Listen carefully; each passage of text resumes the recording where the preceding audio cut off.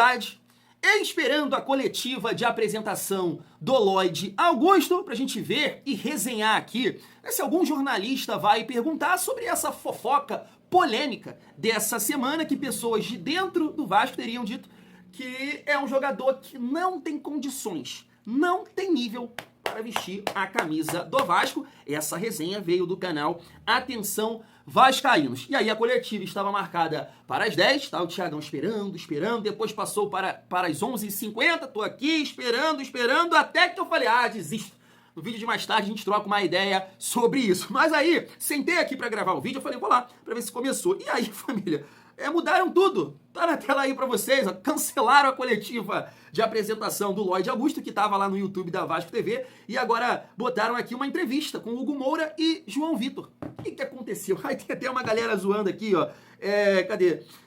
Lloyd se perdeu nas ruas do Rio de Janeiro. Ai, que bagunça, não deu pra entender nada. Não sei, depois a gente com certeza vai entender aí o que aconteceu, mas eu tava curioso para ver as respostas do Lloyd Augusto, porque acredito que com certeza ia ter um jornalista para perguntar sobre essa polêmica aí. Mas, mesmo assim, tem muita coisa pra gente falar nesse vídeo, porque a galera tava ali acompanhando o treino do Vasco, então tem algumas coisas pra gente destacar em relação a Tietê, Adson, Coutinho, Garré, e eu também quero trazer aqui uma resenha do programa da TNT Sports. Tava por lá o Jorge Igor, que é muito fã do Carille, porque ele é torcedor do Santos, e o Carille foi treinador do Santos no ano passado. Tava por lá também o Vitor Sérgio Rodrigues, falando de cada momento dos 20 clubes da Série A.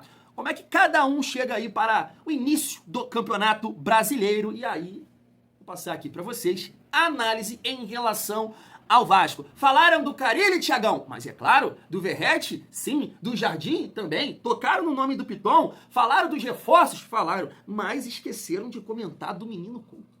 Que isso, cara, Coutinho, vamos Coutinho, vamos irmão, tem que assumir esse papel aí, cara. Família, chega aí, que a resenha tá show de bola, mas antes, deixa eu te pedir aquela moral. Se não for inscrito aqui no canal Vasco em Família, se inscreve, deixa o like e ativa o sininho para não perder os próximos vídeos. Vamos seguir a nossa resenha e eu queria começar aqui com um jogador que eu critico bastante. Tá na tela para vocês, ó. Sforza tem chamado a atenção de Fábio Carille. Inclusive, esse jogador fez 2 gols, na vitória sobre o Maricá, quero dizer o time reserva, o Sforza fez gol, e contra o Boa Vista também, Payet e Sforza. Pra você ver uma coisa, família vascaína. Mas assim, um jogador que tava se cogitando aí uma saída, mercado dos Estados Unidos, assim como vai acontecer aí com o Maxime Domingues. Mas eu entendo o seguinte, família, e mantenho aqui a minha posição. Tô trazendo essa resenha aqui para saber de você, se você acredita que o Sforza ainda pode ajudar, pode contribuir, O Vasco tem uma sequência de jogos aí, de repente pode ser um jogador para entrar, para começar jogando numa determinada partida. Como é que vocês observam aí, pensam em relação aqui a esse jogador? Mas eu mantenho aqui a minha análise em relação ao Sforza. O Carille, me parece, vem dando oportunidades, quero dizer, nesses 2 jogos que o Vasco fez aí, tanto que o Souza jogou como terceiro zagueiro, como um líbero ali para dar mais liberdade. Não sei se ele fez algum teste em relação ao Sforza no time titular. Mas eu mantenho aqui a minha avaliação, que é o seguinte: eu acho que é um jogador tecnicamente que sim, tem recurso, ele tem bom passe, ele é um cara que eu entendo que até se posiciona muito bem, Poxa, fez um golaço de falta contra o Corinthians. Eu acho que o Sforza, ele tem muita personalidade, diferente do Orediano, por exemplo, aqui com a camisa do Vasco. E eu lembro que quando o Vasco tava ali para contratar o Sforza, a galera buscou essas informações da questão mental, de adaptação, de confiança e tudo mais. E eu acho que nisso, quem avaliou essa questão do Sforza não errou, porque ele foi muito importante em alguns momentos nas cobranças de pênalti. Eu acho que ele bate contra o Fortaleza, ele não se omite contra o Atlético Paranaense, ele abre as cobranças do Vasco. Então é um cara que tem muita personalidade. Só que é aquilo, eu acho que o perfil do Sforza nesse Vasco não tem encaixe. Eu continuo com essa avaliação, porque acho um jogador muito pesado, ele é muito lento. Então você já tem ali o Felipe Coutinho, o Payet vai embora. Aí eu não sei se de repente você tendo um time mais leve, pela beirada de campo, os jogadores de beirada, tendo o Garré ali, que entendo que é mais móvel, né? Tem uma condição física melhor do que o Felipe Coutinho, se ele pode jogar ali nesse setor, e aí o Sforza se encaixaria melhor no meio-campo do Vasco, tendo jogadores de mais força física, e ele, né, contribuindo nessa parte técnica, de posicionamento e tudo mais. Aí é uma outra parada. Então, assim, família vascaína, eu continuo pensando da mesma forma. Eu acho que o Vasco poderia buscar aí um mercado, de repente uma condição financeira, mas se não acontecer, de repente o Carille pode utilizar aqui esse atleta, que, repito, não acho ruim, mas a questão física dele pode atrapalhar mais um ano aqui no Vasco, família vascaína. Seguindo a nossa resenha, pra gente trocar uma ideia, né, sobre a galera que tava ali acompanhando o treino do Vasco de hoje, né, os jornalistas, e aqui destacaram o seguinte, ó, tá aí a galera do BTB Esportes, Adson treinou em alta intensidade. Uma excelente notícia, né, tá voltando aí o Adson, porque fez muita falta, né? Muita falta no ano passado, no momento que estava em evolução, crescendo, ganhando um certo protagonismo no Vasco, e aí, infelizmente, se lesionou ali no jogo contra o Atlético Paranaense, e depois disso, cara, o Vasco caiu demais, né? Eu sei que já não estava no momento legal, mesmo com o Adson e com o David, mas depois das lesões do Adson e do David, ficou muito difícil pro Rafael Paiva, que, entendo, não conseguiu, né, um outro sistema de jogo, e aí para jogar na beirada de campo, o Vasco não conseguiu se reforçar, então esses atletas fizeram muita falta. Então a gente torce para um retorno do Adson, que com certeza vai contribuir, e aí é mais uma opção que você ganha ali pelo lado direito. Hoje a gente está debatendo, né, se é o Ryan, se vai jogar o Garré por ali, pode ser o Lodge, então o Adson voltando com certeza, mas uma boa opção que o Vasco ganha aí, família. Tá aqui também a galera do canal Na Torcida Vascaínos destacou o trabalho do Tietê, né, que é outro atleta que a gente conta aí para nos ajudar nessa temporada, também treinando normalmente. Ele só tá ali, né, com alguma coisa ali no joelho, deve ser, não sei o que é, a família vascaína, não sou da bola, não sou boleiro, alguma proteção ali, não sei, mas está treinando normalmente, segundo a galera aqui do canal. Não sei se, né, a ponto de brigar pela titularidade no jogo do Santos, mas se ficar no banco, né, já vai ajudar bastante, é mais uma possibilidade que o Vasco tem. Lembrando, né, que até uma fala do Carille, ele falou isso numa coletiva, né, que ele espera muito mais desses jogadores ali do setor de meio campo, né, Jair, Paulinho, Jair, então a gente espera que esses jogadores possam entregar demais, porque qualidade eles têm, né. Queria destacar aqui também Garré, que de repente pode ser uma possibilidade, né, a gente não sabe se o Felipe Coutinho vai iniciar essa partida contra o Santos. Segundo as informações,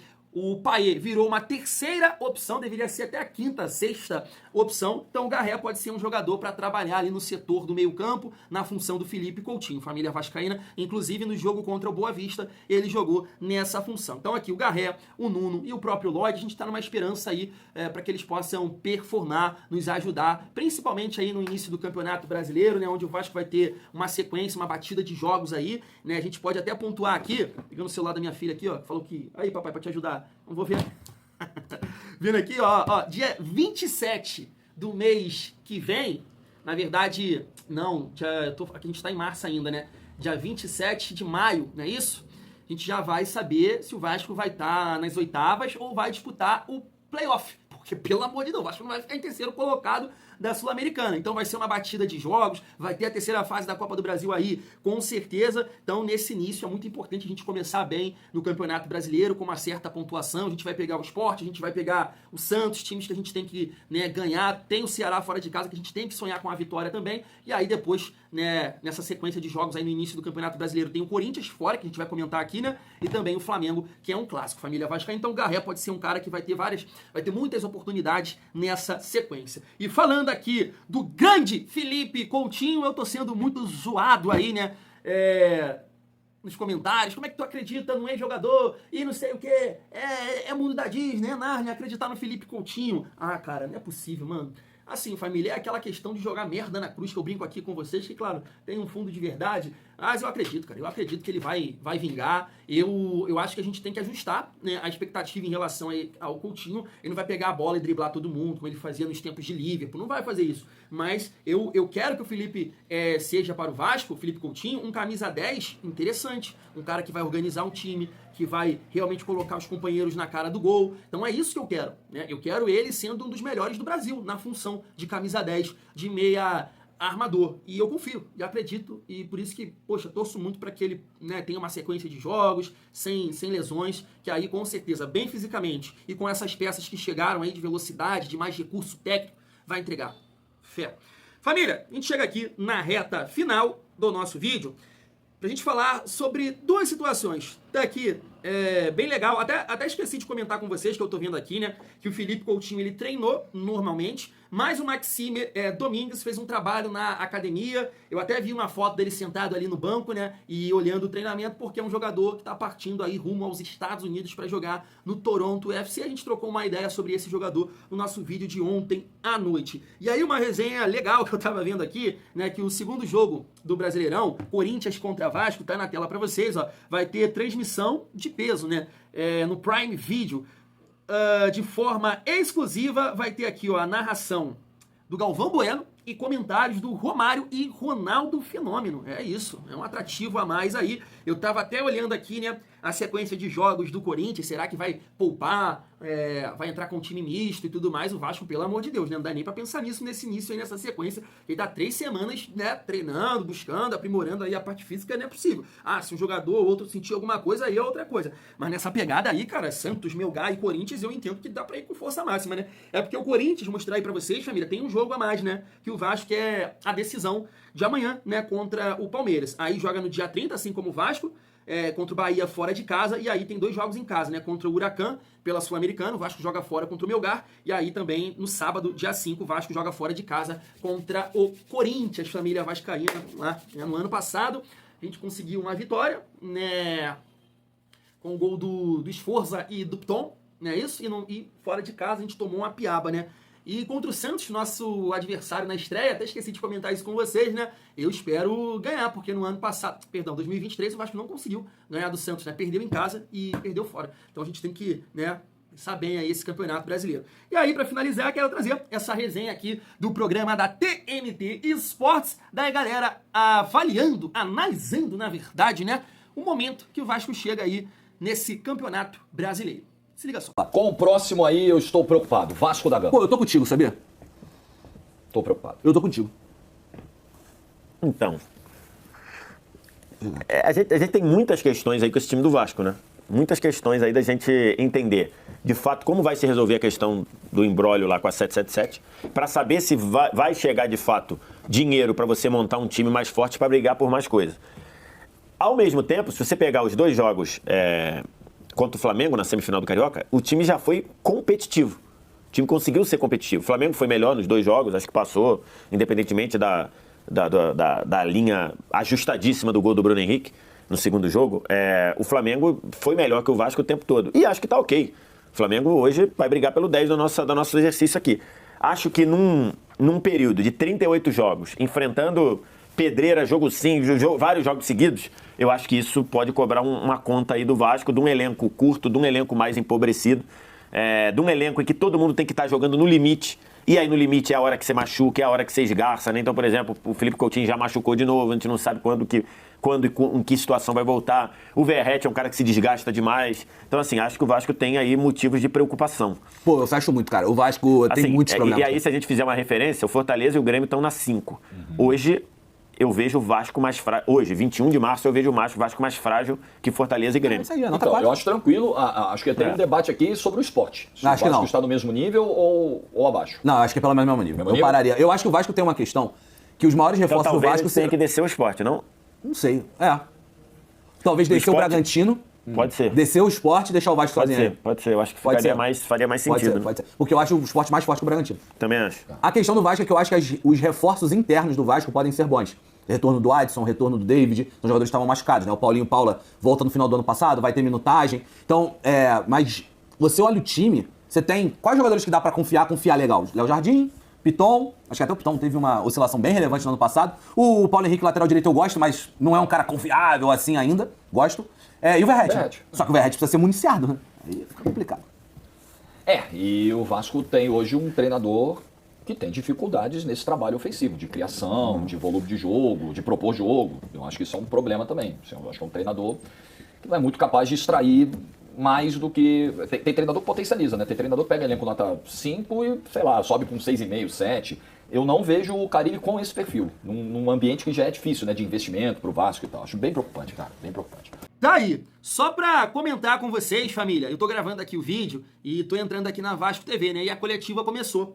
do João Vitor e do Hugo Moura. Então é uma homenagem a eles, porque eles completaram 50 jogos com a camisa do Vasco, mas me parece que vai ter, né, a coletiva ainda do Lloyd, né, só anteciparam essa questão aí do Hugo Moura e também do João Vitor. Falando aí dessa visão da galera da TNT Sports, recentemente a gente debateu aqui, né, sobre uma visão do jornalista Gabriel Farias, comparando o elenco do Vasco com o elenco do Fluminense, e aí ele fala que o Vasco tem incertezas, né, no seu elenco, que é uma realidade, que é uma verdade, porque assim, eu vejo da seguinte forma, o Nuno mantendo o excelente desempenho que ele estava tendo lá em Portugal, o Garré chegando para contribuir com a qualidade dele, de drible, de tabelar, o Lloyd conseguindo, né, contribuir também, eu acho que o Vasco tem muito a ganhar. E aí vai fazer um campeonato brasileiro interessante, para não sofrer. Esse é o meu ponto de vista, porque eu acho que a frente do Vasco é importantíssimo nesse sentido. Segurar mais a bola, deixar o adversário preocupado, não ficar confortável de pressionar a saída de bola do Vasco, sabendo que não tem nenhum jogador para atacar espaço. Porque o Vasco no início da temporada a gente viu isso, essa dificuldade. Lembra aqui com vocês um jogo contra o Volta Redonda, que foi terrível, que o Vasco jogou com Teixeira, Coutinho e Verratti. E aí o Volta Redonda pressionava a saída de bola do Vasco, os jogadores de meio campo ali, Tietê, Paulinho e Jair, não conseguindo, né, conectar os passes, criar algum tipo de espaço. Você sem jogador de velocidade na frente para atacar o espaço, para fazer um contra-ataque, para fazer um lançamento, o Vasco foi facilmente anulado naquela partida. Então entendo que esses jogadores eles vão ter um papel fundamental para a melhora do Vasco, visando, né, o Campeonato Brasileiro, Sul-Americano. Porque eu bati muito nessa tecla, né? Eles entregando, vai melhorar pro Coutinho, vai melhorar pro Verratti, vai melhorar pro Piton, a defesa para de sofrer um pouco, porque vai ter um pouco mais da bola, então eu acho que esse é o ponto. E claro, citando outros jogadores, Coutinho, né, tendo bem fisicamente, entregando tecnicamente, Paulinho tem que voltar, aquele Paulinho, né, lá de 2023, que ajudou demais na nossa recuperação, na nossa permanência, mas o que eu fico assim, família, eu concordo que o elenco do Vasco é curto, mas o que às vezes eu acho assim, eu sou um cara bem realista, tá?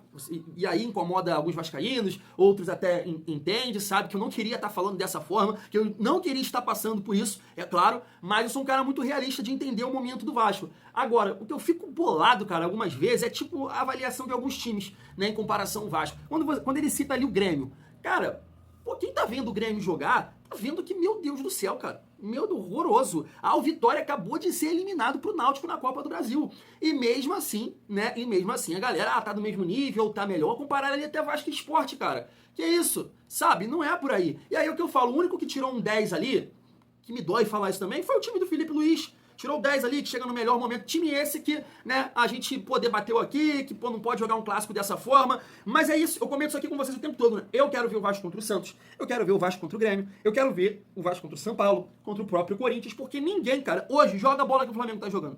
Infelizmente, ninguém joga. Ninguém joga. Então eu quero ver, para ter realmente uma base do nível que a gente tá para disputar essa competição dentro dessas incertezas aí que a gente está comentando aqui com vocês, né, família vascaína? Basicamente é isso, mas eu espero que a gente possa ter uma grata surpresa aí e o Vasco, né, fazer um bom campeonato brasileiro e, claro, mirar depois aí as Copas, né? É isso. Quero saber a sua opinião. Fui.